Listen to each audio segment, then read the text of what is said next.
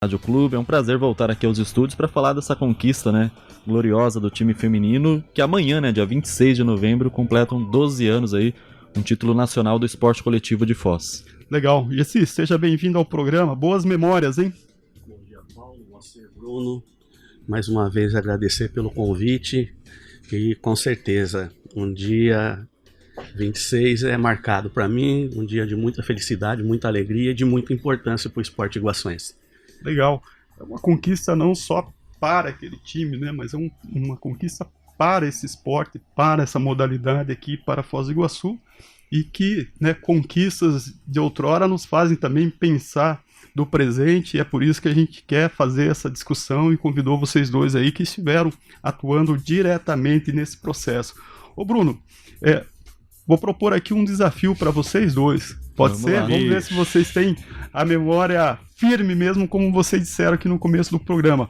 Bruno, você conseguiria narrar um gol importante, um gol relevante, um gol que marcou a sua cobertura e o seu acompanhamento daquela jornada épica do futebol feminino?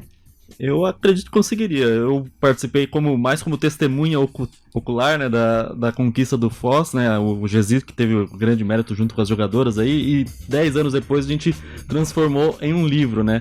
Mas se me permite, eu lembro o último gol daquela final contra o Vitória, né, 3-0, gol marcado pela Andressa. Já estava definido a partida e o título, né, o Foz já havia vencido por 2-0 lá em Pernambuco.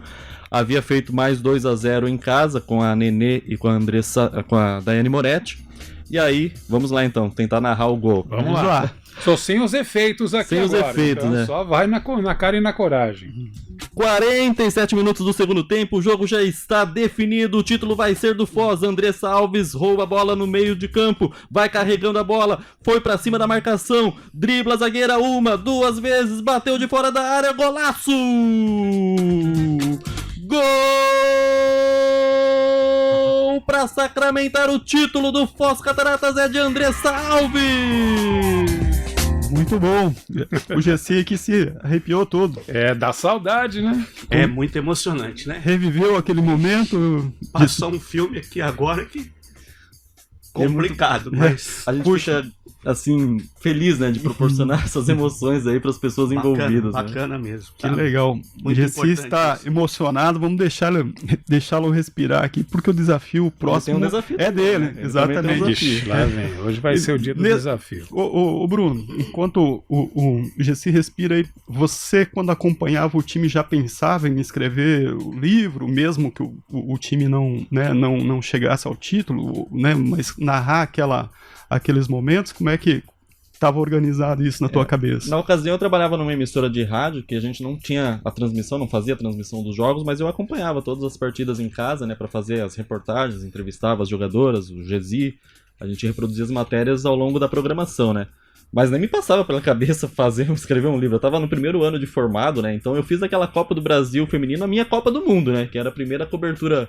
Assim, já estava atuando no jornalismo esportivo há alguns anos ainda na faculdade, né? Mas assim, a primeira cobertura de um grande torneio, né, nacional, e o futebol feminino começando a ter destaque no país, né, naquela época. Não tinha as grandes equipes de camisa, era o Santos, era o único time tradicional do país que participou daquela Copa do Brasil. Depois vieram as obrigações, né, das equipes manter um departamento de futebol feminino, e isso acabou, né, de certa maneira, dificultando também para as equipes do interior. Mas poder acompanhar o crescimento, o nascimento daquele time vitorioso, que já começou assim com um pensamento grande, com jogadoras sendo convocadas para a seleção brasileira, para mim foi uma grande experiência como profissional do jornalismo, mas agora a ideia de escrever um livro, ela veio praticamente 10 anos depois, né? Que no início seria apenas um podcast, inclusive eu falei com o Gessi que estava com a ideia de fazer o podcast, usei muito das entrevistas que seriam usadas para o podcast, foram usadas para o podcast, né? Eu utilizei para o livro. Mas aí depois, quando eu me dei conta que fariam 10 anos, né, dessa conquista da Copa do Brasil, eu achava que merecia algo mais impactante, mais sólido, né? E uma homenagem mais especial. Então por isso que surgiu a ideia do livro, que foi financiado aí através de um financiamento coletivo, né? Várias pessoas ajudaram, colaboraram, né? Tiveram seus recompensas, seus brindes, e o resultado deu muito certo. Que legal, temos esse registro aí, né, do esporte, da cidade do futebol feminino, muito bacana. Exatamente, o ano em que o Foz Cataratas conquistou o Brasil, para quem está acompanhando a gente pela live do Facebook, né, tá aí, tem disponível para venda no Espaço Cultural Quixote, que fica aqui pertinho, né, na rua Rio de Janeiro, 877, aqui na Vila Maracanã.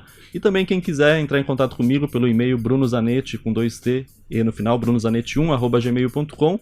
Só mandar lá um e-mail com a palavra livre que eu já passo as coordenadas aí para quem quiser. Ele tá custando R$30 o exemplar. Legal, muito bom. Recomendamos aí. E aí, Jesse, recuperado? Tranquilo. Então vamos ao desafio aí. Vamos lá. Escale aquela constelação de talentos de 2011 para nós. Qual era o nome daquelas garotas aí que levaram o futebol da cidade ao título da Copa do Brasil? O time jogou com a Bárbara, Paulinha, Tayla, Bruna e Hilary. Renata Costa, Maiara, Andressa e Bia. Moretti e Nenê. Esse foi o time que iniciou e durante o jogo eu fiz algumas modificações, mas vou ser muito sincero, eu não lembro. Mas esse foi o time que iniciou o jogo e o time que trouxe essa conquista para nós aqui. Teve uma pequena dor de cabeça, né, Jesse, pra essa final, porque a capitã zagueira Marina estava suspensa, né, com essa decisão, né? Infelizmente, nessa partida, a Marina não pôde jogar e onde a Tayla veio ter uma das primeiras oportunidades do time do Foz Cataratas. Ela é uma jogadora que já estava aqui há 1 ano e pouquinho, mas devido às outras atletas e a posição que ela jogava, ela não jogava com tanta constância.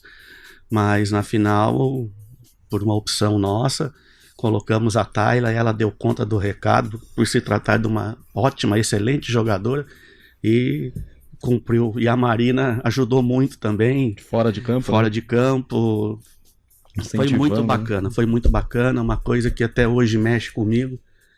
E uma pena que nós tivemos que dar uma segurada por N motivos, dos quais nós vamos falar aqui ainda. Eu particularmente trabalhava na Rádio Cultura nessa época, e a Rádio Cultura fez a cobertura e eu fazia a reportagem de pista. E a gente lá, junto aos vestiários, junto ao gramado, a gente percebia a união do grupo, né? Como você comandava essas garotas, como elas também tinham dentro de campo uma noção tática que a gente não via nos adversários, né? A gente via uma consciência muito grande de jogo nessas meninas, né? Isso também, claro, tem a tua mão, tem a mão da comissão técnica, mas como é que você foi trabalhando o psicológico de cada uma para entender? Porque Foz do Iguaçu não tinha até então uma tradição no futebol feminino, né, Gesi? Na verdade, Moacir, quando eu tive a oportunidade, eu também não conhecia esse meio do futebol feminino. Pois é. Né? E o primeiro ano foi um ano de aprendizado em 2010. E mesmo assim, com a qualidade que tinha as atletas, nós fomos vice-campeões num critério que eu acho errado, mas isso não sou eu que teria que no momento definir, né? Nós ganhamos o jogo aqui em Foz de 2-1 do Duque de Caxias do Rio, fomos para lá, perdemos de 1-0.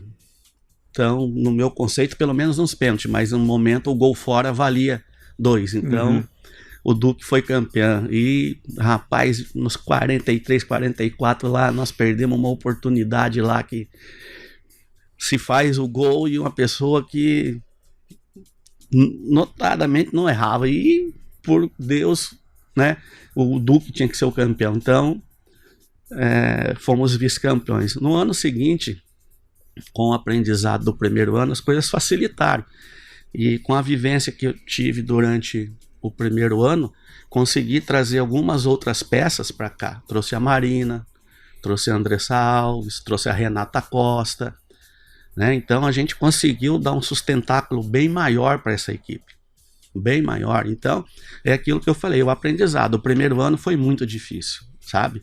Até para você se adaptar, saber diferenciar, o trabalhar com homens e com mulheres, né? A sensibilidade da mulher, tudo isso influenciava. Então o primeiro ano foi um aprendizado. O segundo ano, do ano do título, foi um ano espetacular. Desde os primeiros dias até a consagração, foi um ano espetacular, onde tudo deu certo. E teve um jogo muito importante, que foi o jogo contra o Viana, do Maranhão, que uma equipe que nos surpreendeu pela qualidade, que você vem aquela questão, lá do norte, lá não vai ter time. Pois time... preconceito, né? Eu não sei se é preconceito, não seria, mas a não valorização, eu diria, não preconceito.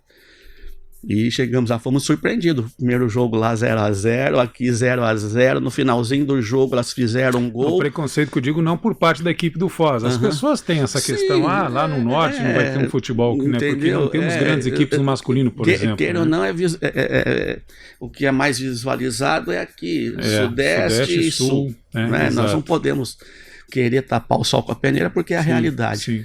Mas aqui no finalzinho, os 44, elas fizeram um gol e a menina que fez o gol, a princípio a gente achou que tinha sido marcado impedimento e não tinha sido impedimento, foi uma falta na Bruna Benítez.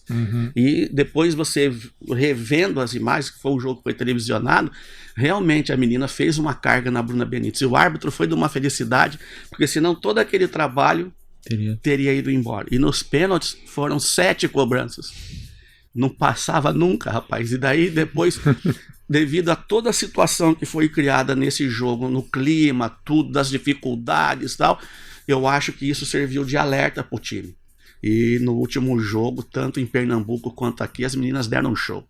Deram um show. E o time do Vitória de Santo Antão, um time com inúmeras jogadoras da seleção brasileira, treinada pelo treinador da seleção brasileira. Cleiton Lima. E nós, as meninas, deram um show, sobressaíram com uma facilidade imensa. E o Cleiton Lima foi eliminado 2 anos seguidos pelo Foz, né? Porque em 2010 ele estava no Santos e em 2011 ele estava treinando o Vitória, perdeu o título e o Foz nos 2 anos eliminou o Santos, né? As 2 vezes.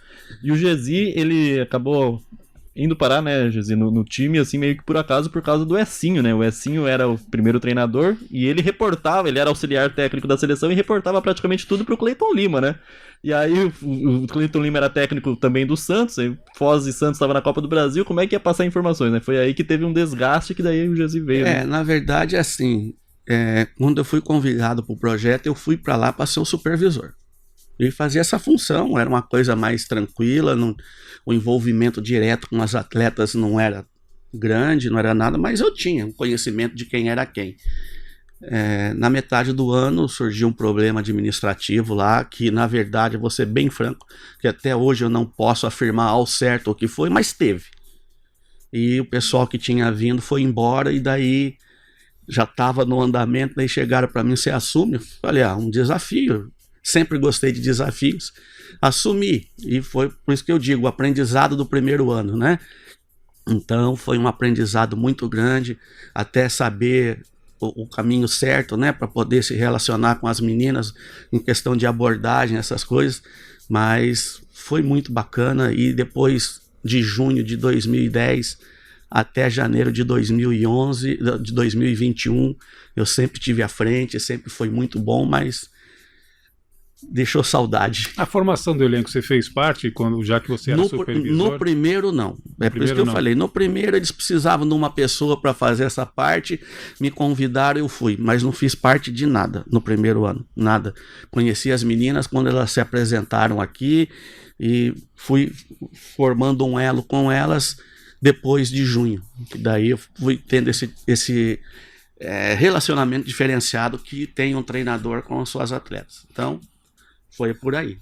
Legal. E o outro lado da moeda, Bruno, você acompanhou essa transição quando o Gesi assumiu? Você já cobria para a CBN nessa época? Como é que você avaliou essa mudança? O time foi formado assim, idealizado, né? Praticamente pelo Luciano do Vale, né? Saudoso locutor esportivo, né? Que veio para dar uma palestra em Cascavel. Pousou em Foz, né, pelo aeroporto de Foz, e de Foz foi até Cascavel, e no caminho, né, foi conversando com o Alexandre Fogagnoli, que trabalhava na Secretaria de Esporte de Foz, é aí que surgiu a ideia de formar um time de futebol feminino em Foz, que o Luciano nunca tinha, apesar dele ter dado muita valorização pro futebol feminino nas transmissões dele, a Bandeirantes em 95 transmitiu a Copa do Mundo feminina pela primeira vez em TV aberta, né? Então, mas ele nunca trabalhou diretamente com isso. Aí criou todo o projeto. O Cleiton Lima foi uma das pessoas que ajudaram a formação daquele primeiro elenco de 2010, né? E foi ele que indicou o Essinho, que era auxiliar da seleção, para vir treinar o time aqui na Terra das Cataratas. E acompanhei o primeiro amistoso, né, contra a Universidade Autônoma do Paraguai, né, que foi no estádio do ABC, televisionado veio pessoalmente, narrou em loco do estádio do ABC aquela partida, aquele amistoso, num calor danado, né? Sol do meio-dia, que era o horário disponível, né, da grade da programação. E as atletas, eu achava até quando eu conversei com a Bia Vaz, né, que foi a autora do primeiro gol do Foz, né? Eu falei, mas vocês não acharam muito ruim jogar nesse horário, sol a pino aí, a pico, meio-dia? Falando, não, a gente não tinha a visibilidade, era a oportunidade que a gente estava tendo de ter a visibilidade do futebol feminino e a gente abraçou, assim, esse momento da melhor maneira possível. E elas aproveitaram, fizeram uma grande partida, né? Venceram por 2-1. E essa mudança de gestão, eu fiquei muito feliz quando alguém da cidade, né, pôde assumir a frente dos trabalhos, né? O primeiro ano foi campeão paranaense, aí garantiu a vaga para a Copa do Brasil, chegou na decisão, aquela final, o segundo jogo foi lá em Duque de Caxias, eu assisti aqui de Foz, né? Foi televisionado a partida, sofri demais com aquela partida, teve confusão, né? Briga no final. Mas é o que o Jesi falou, né? Tudo serviu de aprendizado pro ano seguinte, porque as derrotas também ensinam, e tenho certeza que o Foz acabou ficando mais fortalecido, aí, aprendendo com os erros e conquistando o título em 2011, e que culminou também depois, né, em 2012, o vice da Libertadores, que esse também foi outro título dolorido, né, de perder, né, Jesi? Na verdade, eu até quero fazer uma correção aqui, rapaz. A gente não pode ser injusto. No jogo da final aqui, a Bia saiu jogando. A Bia sempre foi titular absoluto do time. E daí, no intervalo, ou um pouco já no segundo tempo, a Bia sentiu cansaço, saiu a Bia e entrou a Maiara daí. Então a Maiara não saiu jogando. A Maiara entrou no decorrer do jogo. Então fazer aqui, Bia, desculpa. A Bia, tenho ela no coração, uma menina fantástica, sempre me ajudou muito aqui. E mesmo depois de ter saído daqui, em outros clubes que ela passou, sempre tive uma boa relação com a Bia. Legal. Hoje, assim, você viveu todo esse movimento aí de conquista, estruturação do time, chegar ao título, vice da Libertadores. O que aconteceu aí de campeãs brasileiras, a inatividade do time? O que houve com o Foz Cataratas? Olha, o fator primordial não só foi do Foz Cataratas. Se vocês fizerem uma pesquisa de 2010 até 2017, os clubes que eram evidentes e que tinham o maior respaldo dentro do futebol feminino eram o Vitória de Santo Antão, São Francisco do Conde, Foz Cataratas, Kinderman, Duque de Caxias, o Kinderman, esses clubes. O Duque, mais cedo do que os outros todos, deu uma decaída e os outros se sustentaram. Em 2017 veio a obrigatoriedade dos grandes clubes terem um futebol feminino. E isso, economicamente, não teve como os outros clubes sustentarem, porque é humanamente impossível você concorrer hoje com o Corinthians, com o Flamengo, com o Grêmio, com o Internacional, Palmeiras, enfim, todos os grandes clubes são obrigados a terem. Então, esse fator fez com que houvesse um acréscimo muito grande em vencimentos de atletas. E para as atletas, excelente. Eu sempre achei isso muito importante, que elas teriam que ganhar melhor. E essa valorização, essa supervalorização, acabou com os pequenos, porque é insustentável. Você hoje, uma menina no Corinthians está ganhando 30, 40 mil. Maravilha, eu acho isso espetacular, sabe? Elas merecem. E ainda não é a realidade, né? Perto do que é o masculino. Mas evoluiu muito já, né? Então isso foi o que foi enfraquecendo os clubes. Nós tínhamos aqui uma renda anual, vamos dizer assim, de 300, 350 mil reais. Como é que a gente ia manter um time aqui? Então, os salários aqui giravam em torno de 2.500, uma ou outra atleta que a gente tinha, sempre teve as atletas da seleção, essas ganhavam mais, e não era tão mais. Mas o Foz era um dos clubes que melhor pagava, todo mundo queria vir jogar aqui. Todo mundo, e eu tenho certeza absoluta, que se o Foz tivesse condições financeiras de equiparar os vencimentos das atletas que no hoje, muitas dessas atletas que estão aí, que estavam aqui, não sairiam daqui, porque elas adoravam aqui. Elas tinham um amor pela cidade, pela forma que elas foram recebidas aqui. Então, o que dificultou, e como eu falei, não foi só para o Foz, foi essa questão do surgimento da obrigatoriedade. Isso acabou com os pequenos. E no caso mais específico aqui do Foz, a pandemia não acabou com a gente. Acabou a pandemia, acabou com a gente, porque a gente tinha feito já um compromisso com as atletas, elas já estavam aqui, já tinham contratos feitos, e veio a pandemia, parou tudo. A gente tinha alguns patrocinadores, mas com a pandemia, o que aconteceu? Quem vai patrocinar uma coisa que não está existindo? Não tinha nem como a gente exigir nada de qualquer patrocinador. Não tinha. A Foz do Iguaçu ficou parada praticamente 1 ano e pouquinho. O tempo que ficou fechado as fronteiras, acabou com tudo. Quantos hotéis fecharam? Que era nosso sustentáculo aqui, era hotelaria, as empresas de transporte de turismo, né? Itaipu, todo mundo aniquilou. Então, isso arrebentou com a gente, claramente falando, arrebentou, e não teve condição de se voltar mais. E daí, quanto tempo está se levando para se recuperar a questão da cidade num todo, né? O turismo, a hotelaria. Então, se tornou inviável e nós não tínhamos condição de acompanhar os grandes clubes. Isso foi o que aconteceu. Existe uma possibilidade de retorno? Talvez exista, mas tem que voltar tudo da estaca zero.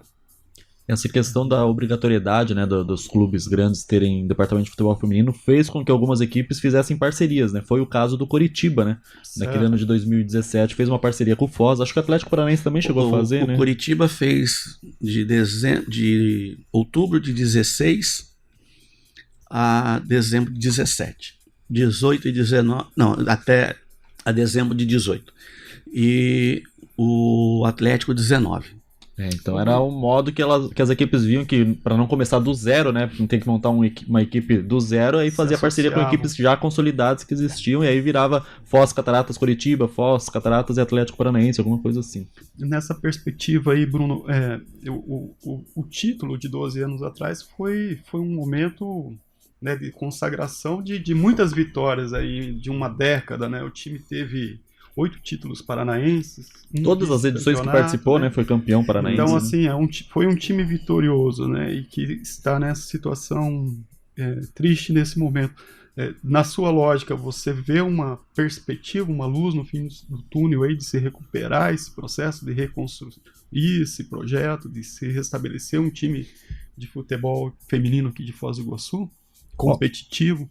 Olha, a história o time tem, né? Já mostrou que é capaz de fazer bons projetos aí que possam ser vitoriosos, mas precisa financiamento, né? Precisa ter boas parcerias, né? Bons patrocinadores, e acredito que mais pra frente, quem sabe, né? O Gesi pode me falar melhor aí, mas espero, né? Torço para que o time possa um dia voltar, né? Até porque naquela ocasião que o Foz foi campeão da Copa do Brasil, era o único torneio nacional, né? Hoje a gente tem brasileiro Série A1, Série A2, né?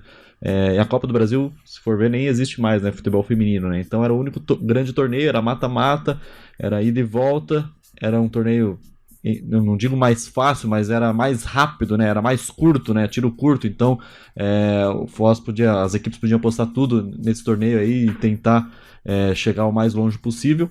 E eu espero que o Foz consiga aí futuramente, um futuro próximo, né? Voltar às suas origens aí, voltar à atividade e movimentar o futebol feminino local, né? A gente tivemos grandes revelações, né, Gesi, de atletas. Eu estava pesquisando essa semana a Catiele Aguilheiro, né, que saiu aqui de Foz do Iguaçu, convocada para a seleção brasileira constantemente, tanto a seleção de base como a principal.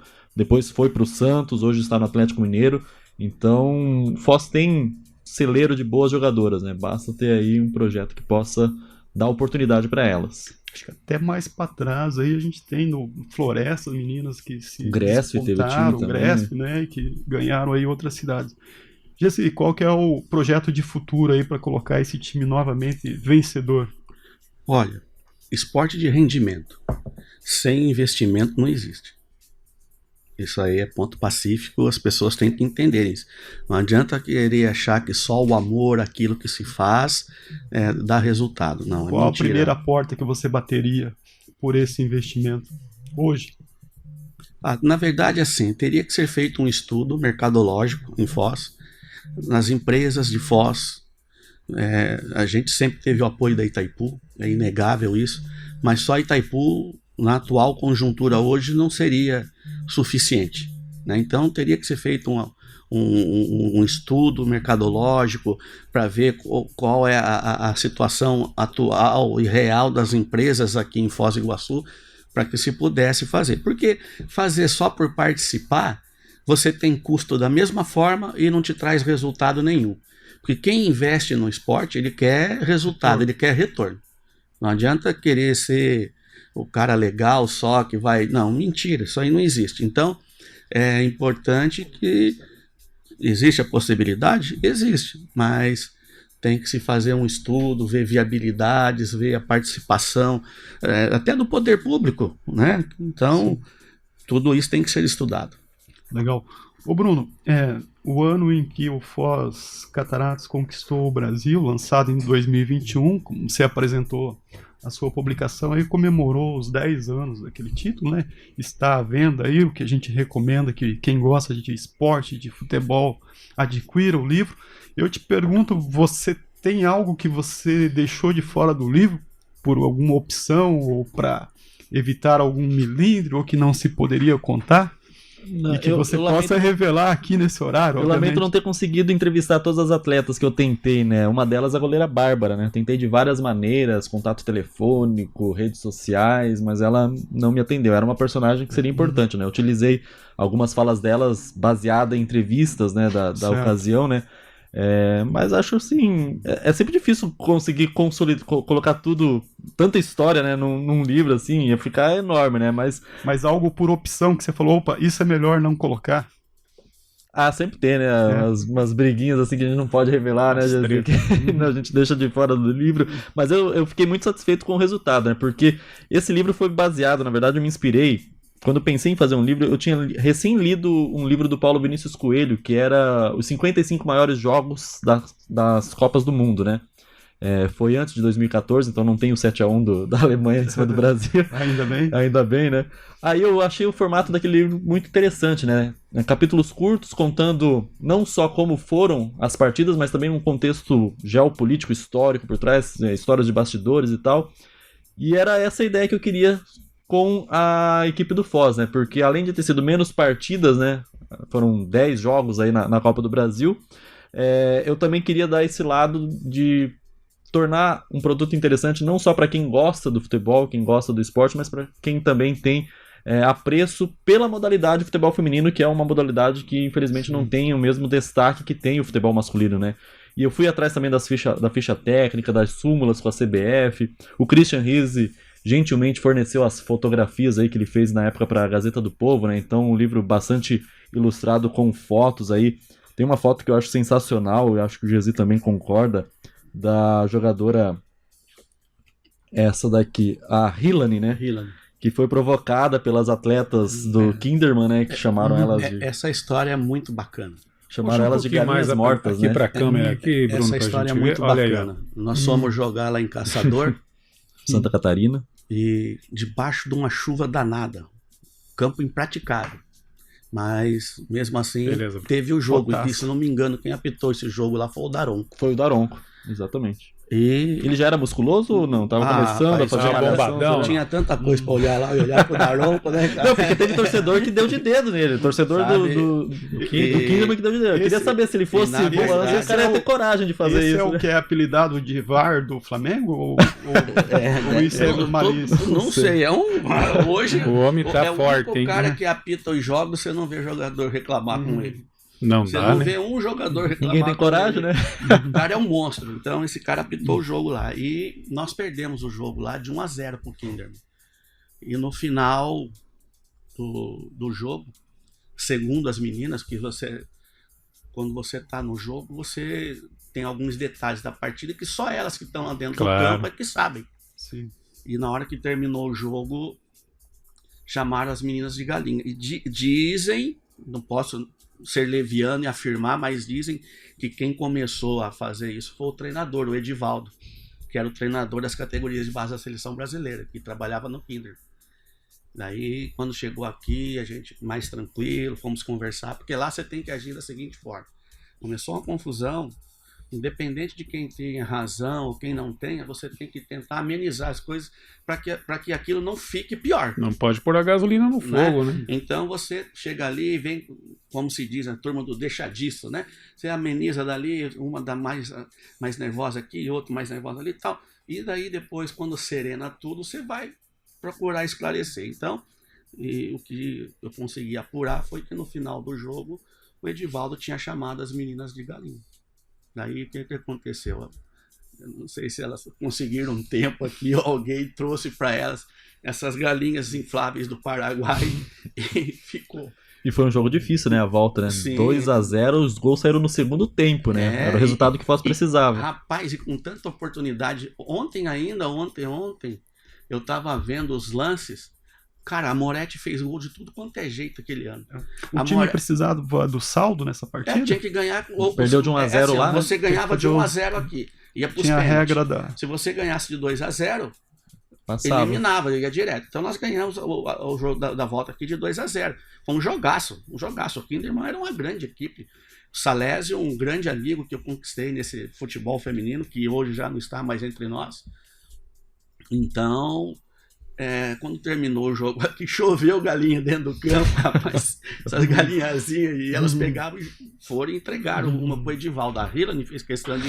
Essa uma que ela aparece, ela foi lá e entregou. Então elas se sentiram ofendidas, e com razão, né? Se realmente isso aconteceu, com razão se sentiram ofendidas. E daí teve essa história da galinha. Foi muito bacana, foi uma coisa de uma sacada muito grande que elas tiveram, né? E fizeram isso. Mas é fantástico isso aí. Tem umas coisas que no processo todo marcam a gente. Como eu falei, o jogo de Viana, essa questão da Hillary. O empate lá na Vila Belmiro, né, com o Santos. Sabe, umas coisas assim que... O Santos era o bicho naquela época. O Santos chegou a fechar o departamento de futebol feminino. O Santos depois era a eliminação. principal equipe brasileira, né? Era a equipe que... Tanto é que o Cleiton era o treinador lá. E quando surgiu o projeto aqui, o Cleiton praticamente pegou as meninas que seriam utilizadas no Santos, mas que naquele momento ele não utilizava lá e trouxe para cá. Ele tinha um segundo time em mãos. Por aí. Só que daí, mexer com a hombridade da pessoa é complicado. Você tá lá, agora você vai para um outro projeto meu lá em tal lugar. Pô. E daí o feitiço virou contra o feiticeiro, né? Exatamente. As criaturas engoliram o criador. E olha, o jogo de 2010 contra o Santos foi lá na Arena Barueri. Em 2011 foi na Vila, mas em 2010 foi na Arena Barueri. Cara, as meninas deram um show lá. Elas mostraram que era jogar futebol. E o Cleiton quis se impor junto com a arbitragem, essas coisas, tudo. Cara, a menina da arbitragem, eu não lembro o nome, eu vou chegar num detalhe que é bacana, que marcou. A menina da arbitragem deu um show lá, não deixou ele queria mandar no jogo, a menina colocou no lugar dele. Nós ganhamos o jogo, acho que de 1-0 em 2010, com um gol da Esther, eu acho. Isso em 2010. Né? A Esther fez um gol. A Esther é uma menina que jogou aqui em 2010, 2011 ela não permaneceu. Daí fomos para final contra o Duque de Caxias. A mesma menina que deu um show lá na arbitragem, lá, arrebentou com a gente contra o Duque de Caxias lá no Rio de Janeiro. A mesma. Tanto é que existe uma foto, que foi uma confusão generalizada. Foi bem na época que estava aquela operação no Rio de Janeiro do Morro do Alemão, que teve a repercussão mundial, aquilo lá. Então o policiamento no campo era muito pequeno, tinham 2 policiais lá só. E quando terminou o jogo, cara, a menina tinha que... Ela, tipo assim, ela deu 4 minutos de acréscimo. Com 1 minuto ela acabou o jogo. As meninas se revoltaram, porque elas estavam num período assim que se tivesse mais 1 minuto elas fariam um gol, sabe? Então, mas deu a confusão, as meninas até agrediram a árbitra, coisa que eu não concordo, apesar de na hora o sangue sobe, né, cara? E como eu falei, você tem que ser sempre o deixa disso, você tem que tentar amenizar. Mas tem uma foto muito emblemática que saiu publicada na Folha de Londrina, se eu não me engano, do policial com um fuzil no peito da Érica, assim. E aquilo ali, quando as meninas viram, elas se revoltaram. Cara, eu nunca vi as mulheres bater em 2 polícias que eu não vi aquele dia. Foi todo mundo pra delegacia depois. Cara, bateram nos polícias. Até chegar o reforço lá, essas mulheres bateram nos polícias, cara. Mas bateram. Daí fomos todo mundo pra cadeia lá em Xerém, na terra do Zeca Pagodinho. Bom pra arrumar confusão. Bom ali, né? Uma permanência. Foi no campo que tem o nome do Romário, que foi o jogo da final. Exatamente. Então, nós fomos todo mundo lá em Xerém. E esse jogo, para mim, pessoalmente, teve uma passagem muito importante e muito difícil na minha vida. No dia da decisão, eu estava lá, minha esposa ligou, minha avó havia falecido. E eu não falei nada com ninguém lá, fui pro jogo, fiz o jogo, terminou o jogo, fomos para a delegacia, chegamos na delegacia, eram umas 7 horas, saímos de lá da delegacia, eram umas 2 horas da manhã. As meninas foram, todas elas enquadradas, responderam, tiveram que pagar cesta básica. A Bia, inclusive no dia lá, a Bia me chamou, disse, por favor, faz um favor para mim, vê que você consegue. Eu estou indo para os Estados Unidos o ano que vem, vou passar um período lá, e se eu tiver alguma coisa eu não posso sair. Eu falei, me dá teu documento. Não, tá lá com o delegado. Eu falei, tá bom. Daí eu fui lá, pedi pro delegado, expliquei, ele me devolveu a identidade dela e isentou ela e tal. Eu cheguei de volta no hotel, troquei de roupa, tomei um banho, daí que eu falei com o pessoal. Daí eu fui para o aeroporto, peguei um avião e fui para Curitiba. Daí uma passagem que foi felicidade por ter sido vice-campeão brasileiro no primeiro ano, coisa que aqui em Foz do Iguaçu ninguém tinha, né? E eu, um cara que tinha tido uma oportunidade do nada, tinha conquistado. Mas a duras penas, vamos dizer assim. Mas Legal. foi bacana. Legal, valeu todo o esforço aí. Gente, nós já estamos na prorrogação aqui do nosso tempo, vou ter que encerrar a nossa entrevista aqui. Guardamos histórias para uma próxima rodada, né? O campeonato não termina agora. Eu vou pedir uma palavra final aqui para o Bruno Zanetti para a gente encerrar a nossa conversa. Eu quero agradecer o convite, a participação, né? É sempre bom falar aí de projetos vitoriosos de Foz, né? Conquistas do esporte iguaçuense, e estou sempre à disposição aí para novas oportunidades de conversas aqui na Rádio Clube. Legal, obrigado por vir. A gente só tem que agradecer a você, Jaci, por toda essa história. Foi uma década, né, fazendo esse trabalho que nos levou tão longe. A gente agradece aí, parabeniza por todo esse trabalho. Parabenizando você, a gente parabeniza todo aquele elenco, toda a diretoria que estava lá, e te pede uma palavra final aqui na nossa entrevista. Eu agradeço de coração o convite, que são poucas as pessoas que lembram disso. Eu fico emocionado. E eu gostaria de fazer um agradecimento aqui a todas as pessoas que naquele momento estiveram junto, e um agradecimento muito especial para minha família, que nunca deixaram de me apoiar em nada, nunca. Então, isso é o que me dava força para até 2021 eu poder ter continuado, mas depois não teve mais como, nós tivemos que parar. Mas dá muita saudade.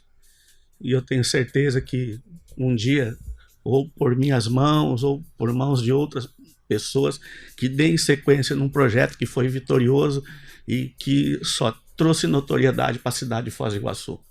Só notoriedade, não trouxe nada que pudesse depor contra a imagem da cidade. Então, sou muito agradecido a vocês por terem dado essa oportunidade, e toda vez que precisar estarei sempre à disposição. Vamos procurá-lo sim. Parabéns aí novamente, obrigado. Marco Zero, onde tudo começa.